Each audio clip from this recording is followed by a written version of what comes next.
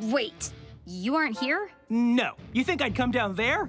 No, I mean, I love the vibe, totally. I love your tunes. Pretty fucking hardcore, don't get me wrong. But it's such a bummer, man. Everything down there is just so, you know? Ew. That doesn't make sense.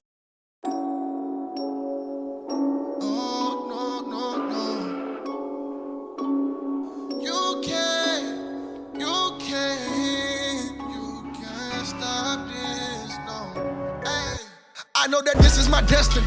I was at my lowest, he saw the best of me. All of my doubts are the rest in peace. Buried them deep, then I let God come work with the rest of me. Yes, I am blessed, never stress, disconnect from all my demons. They can never get the best of me. Truly blessed to be a... Breaking news in hell today. We have just received word from the Heaven Embassy that the next extermination is happening sooner than ever before. Do you know what that means, Tom? No, what does that mean? The beauty that comes from fan support can lead to many magical things. Can lead to a small comic strip becoming a full-blown franchise, a la Teenage Mutant Ninja Turtles. Could be a simple group of friends playing a home game that grows into its own, probably billion-dollar enterprise like Critical Role. And then you have some college student from one of the best art schools in the nation for North America just make a few different connections to produce a pilot. People kind of make their own fan theories about it, and then they just crap out something super subpar because they were so busy working on a below par television show on YouTube. Yay. Oh shit. Here we go again. Welcome, everyone, to our brand new episodes of Nomadic Reviews. As you can see, I lost my bar. I blame the stupid bag boys that wanted to just take the whole thing, so I had to buy a new bar. But I'm not here to complain about the bag boys. That's another day. Today is just, like I said, Hazbin Hotel has been in the works for a long time, where we had a pilot way back when, and ever since then, just one music video later, and then having a lot of people talk to me about different actors being cut and then replaced, and different animation groups going into play, and then Jeff Bezos sticking his hand in the honey pot, and all this sort of stuff. Everybody and their mama was just like, what's gonna be your review for this? If you're so adamant against Helluva Boss, will this change your mind about Vivienne? Will this be the production that makes you see that she is exactly the creative that you should be supporting? well, Should be drinking more water, lady, please. the plot in and of itself is just like the first episode that you can watch for free on YouTube. Can just state for it all. Charlie, much like in the pilot, is trying to make a hotel for sinners in the, I guess, most populated circle of hell, get redeemed to then ascend to heaven. At the same time, we find out that the angels, or the exorcist angels, which is not a fucking thing, but whatever, want to just eradicate all of the denizens of hell. Why? I don't know. I think they're just looking for one reason or another, and Charlie's whole entire march of pride towards wanting everybody to get redemption was part of it. The other part was that, I don't know, some demon during Extermination Day, as they're establishing, just happened to kill an exorcist angel or something. You know, it's very wacky situational stuff as to why the angels want to just destroy all demons. It's not like it's, you know, inherent stuff from religion that you could bring into play. God, no. That is the worst idea I've ever heard in my life. But aside from that whole thing of the plot, it's also focusing on the various people within the hotel that is the, I guess, interwoven plot synopsis, whether it's Angel Dust, who is a guy that just so happened to be bound to an overlord demon who is just using him for various demonic pornos and various sex acts that could probably have anybody turn into a drug-addled alcoholic, and then try to force a lot of emotional strings to be pulled because we already knew this before the show even started because we were already spoiled to that. Could be surrounding Serpentius? God, what are these fucking names? Just trying to turn over a new leaf in, the span of a few minutes of runtime in one episode. Could be about Husk and Nifty just being there because they were dragged here by Alistair. Could be Alistair just... This face was made for radio. Being Alistair. I mean, it's got moving parts of what could be a story. It has moving parts of what could be characters, I guess. It has a lot of things that should work for a plot of a magnitude of what they're presenting, but it's not. In fact, it's so bogged down with so many things that when you get to the final 2 episodes of the show, from episodes 7 and 8, showcasing it from the 2 videos above me, you're just like, okay, so these were great executions for what could have been the end of the series. Yeah, and I'm like, this was just bad. This was bad, and we should stop trying to code over it with a whole participation trophy. Guys, this was bad from how rushed and how unfulfilling it was. Believe me, I know I've made rushed productions that fill no real void in anyone's life. Like, rushed projects shouldn't be praised. We should demand more. I've been up way too long, too long. I've been up way too long, too long. Okay, so plot was not gonna be impressive. What about characters? I mean, we have Charlie Morningstar. She's basically voiced by everyone's favorite gal in animation right now. She's basically super cute with Vaggie. Everybody loves Angel Dust because he's everybody's emotionally damaged bad boy with a heart of gold. We've got Husk, and he's voiced by Goliath from Gargoyles. You know, we got a whole lot of great characters for so many things in the fandom. Whether you like Vox, why would you? Whether you like Valentino, why would you? Whether you like Alistair, whether you like Nifty because she stabs things, characters should be a good thing in these eyes, now shouldn't it? It's not. This was by far something that I truly wish I never had as a staple.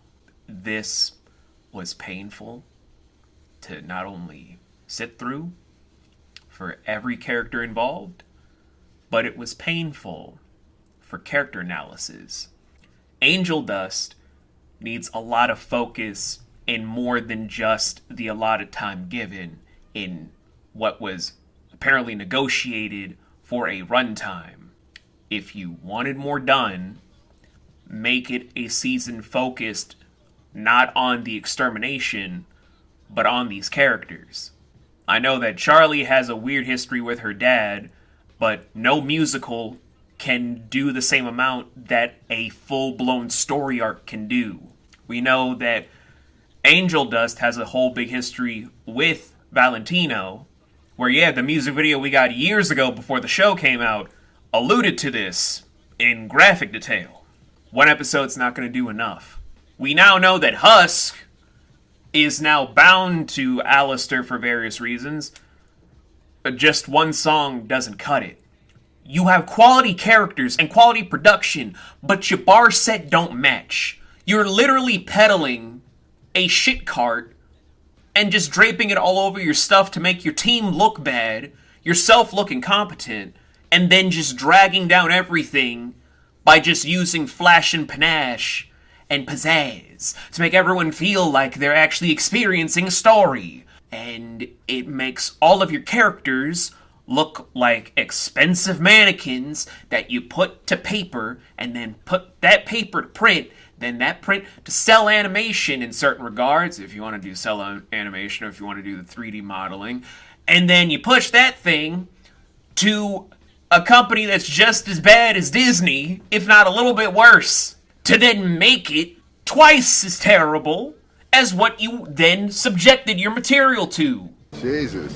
Which is me being extremely blunt about what I'm feeling with this segment with characters. Cause, note, I don't have much to say because there isn't anything here. Oh, you guys want me to talk about how Vaggie lied about her being an angel to Charlie? It's kind of obvious when you're just like, oh, okay, they have these spears that look like what Vaggie uses from the pilot. So Vaggie's an angel. That's a big fucking deal to nobody, and Charlie isn't stupid. She probably would have figured this out and would have just waited for Vaggie to tell her.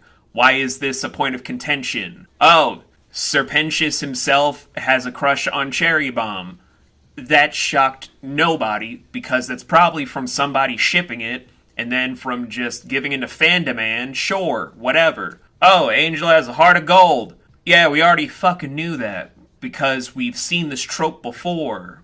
It's literally been established for everyone that is a prostitute heart of gold storyline to be in certain stories like this. It's not new. It's not inventive. It's not, oh, so inspiring and shocking. It's just making your characters dumb, and then pointless, and then dumb again. You fail, and then you fail again in the segment by segment choice. Stop! Stop! He's already dead. Right. Now let's get into the shit that I'm about. Bars. Okay, I already know a lot of people in the comments are just trying to drag me, saying that I have no idea what I'm talking about, and everything is just in the writing. I should be more forgiving if it's in the writing, because Vivienne herself made a lot of the stuff from an earlier draft. She's been working on this for years. There's no creative out there that understands this, and the fandom is by her side where I should be nicer. Oh, here go hell come. Problem with that, I too have been working on some series literally since I was a preteen. In fact, I made a company making shows based on that. So if you're going to talk to me about the writing being good, What show were you watching? fundamentally, if we were to go through script writing 101, this isn't good by any stretch of the imagination. Everything is just either bombarded with, as I've said it before, so say with me, kids, rushed material, or overly bogged down substance of nothing, then there is no story. The plot has no meaning from what the writing itself has been stating. Charlie's Hotel is supposed to be the focal point of contention. What would have made it a lot more interesting, I will give you guys a sneak peek to my upcoming show of Script Doctor to show you just a smidge of what a lower tier option could have been to make this better. Now follow me on this. Charlie herself has the hotel.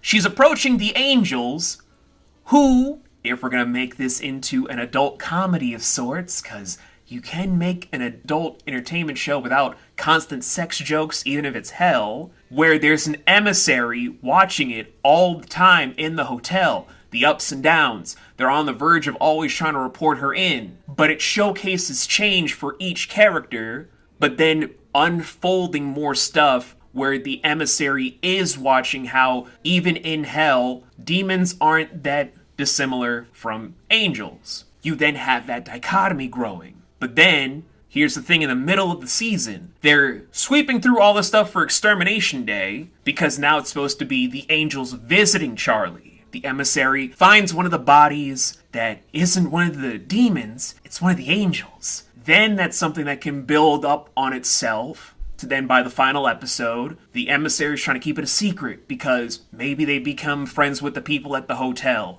Maybe there's more characters in the hotel and we don't know it. Maybe there's more stuff unfolding.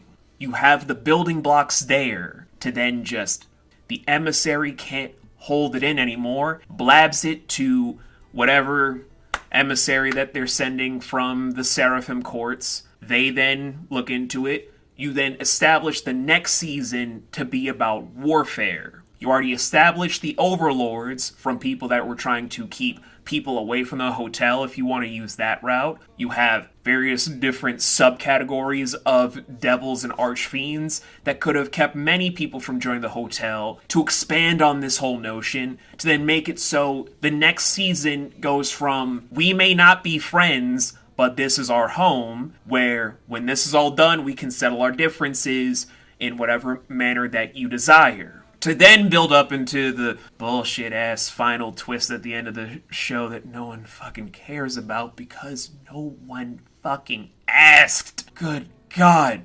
And that's just me at my laziest going over something, not that I wrote, but one of my executive producers for this entire channel that I run did. They made that whole plot themselves. Literally in the span of 3 minutes in the middle of a meeting that we had when we were going over how we're gonna do this episode. And that sounds more compelling than what Vivienne did. And I don't care how many writers you want to say were responsible for this. Fact of the matter is, the creator, slash director, slash producer, has final say. So why weren't you that fucking prepared to do something more interesting for what you had? This is supposed to be your baby, but you're just kind of dangling it out or treating it like it's Casey Anthony's baby. Either do better with your stuff or just don't do the work at all. That's all you have to consider. God damn! But I already know those hate comments are still coming through, so y'all just keep tapping away. Y'all just keep tapping away hoping that one of those hate comments are gonna make me change my mind. I'm gonna wait for it.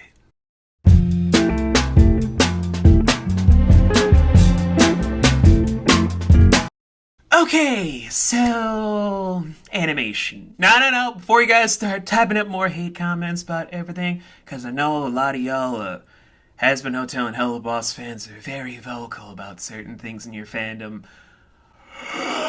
Animation's fine. Please explain. What do you want me to say? That it's trash? No, animation is fine. It's adorable. It's got everything that you'd want for certain factors. Guys, what do you want from me? I watch Clone High on Max Original. I watch a lot of stuff with animation when I'm just trying to script write. Hell, right now I'm rewatching One Piece's Marineford while watching Egghead, while reading Egghead in the manga. I'm not a snob to the animation. This is what Vivienne went to school for and what her team is helping her push out into high quality aesthetics. What do you want me to do? Trash the animation? No. Animation did nothing. It's fine. It's fine.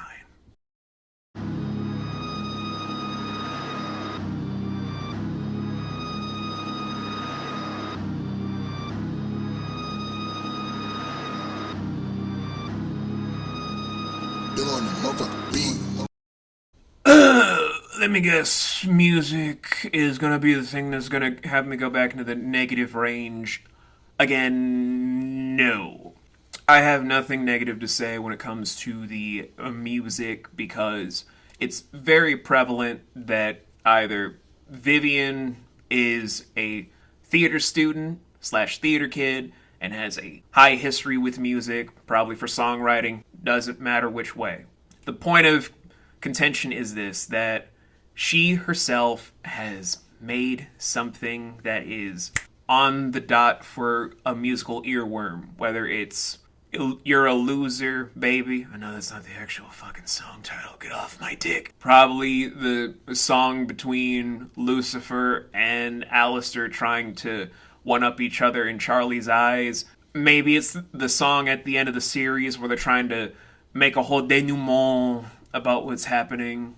Or whatever you want to do with the music is fine. Just like animation, I'm not going to trash it, guys. Music, animation, perfectly fine.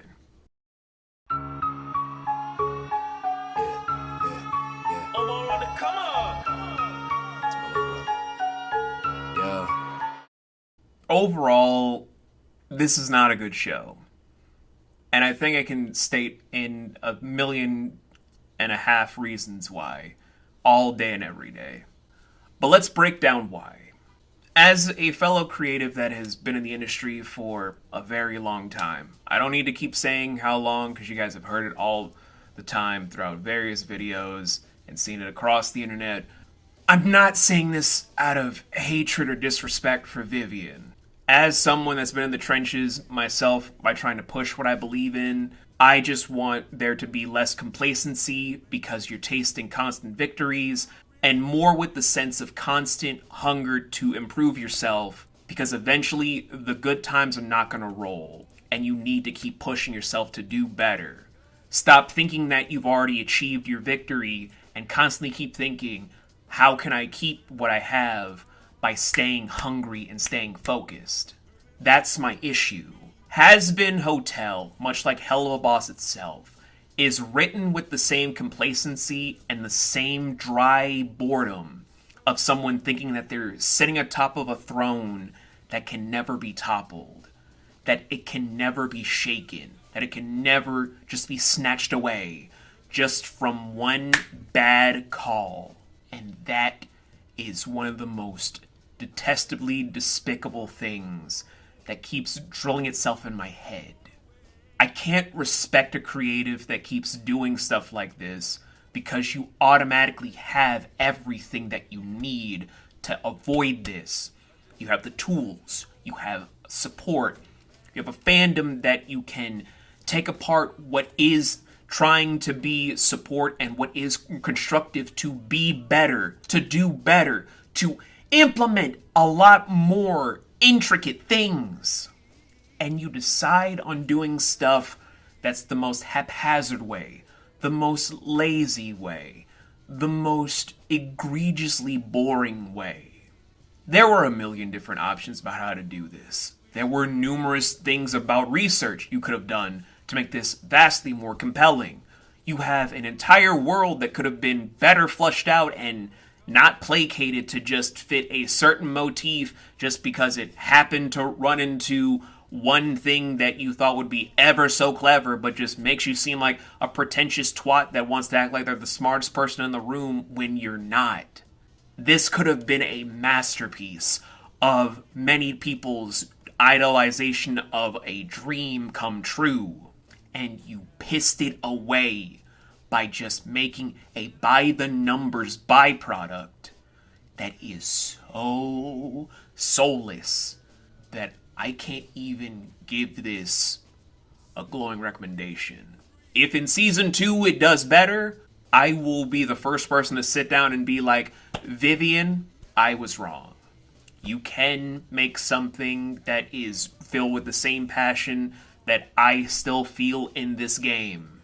But until then, this is what you've left me, and I can't respect that.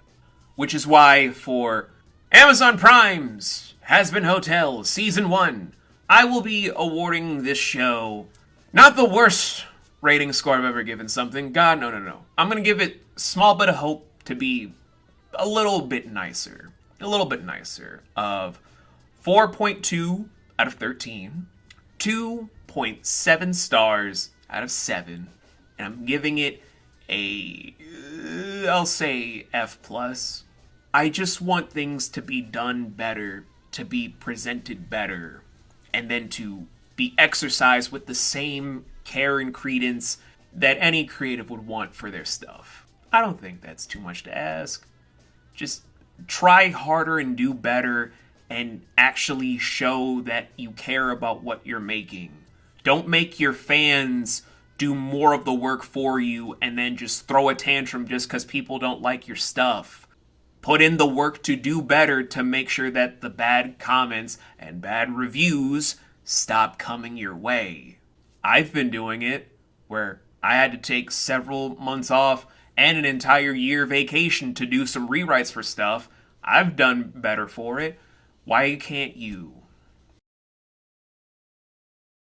Well, guys, that's it. Where technically this is my second recording, but this is going to be the first episode you guys are going to be getting. Next episode that we're going to be releasing roughly about a day or so after this one. Whoa! We're doing good now, baby! We're going to be just, talking about a good short film, mostly about grief, somewhat about just trying to find closure. A little bit about Dylan Sprouse making out with an old man near the end of the movie. And then, you know, just stuff about how we want closure. No, I'm not going to explain that whole thing about Dylan Sprouse making out with an old person. Just get the... Boy, you crazy!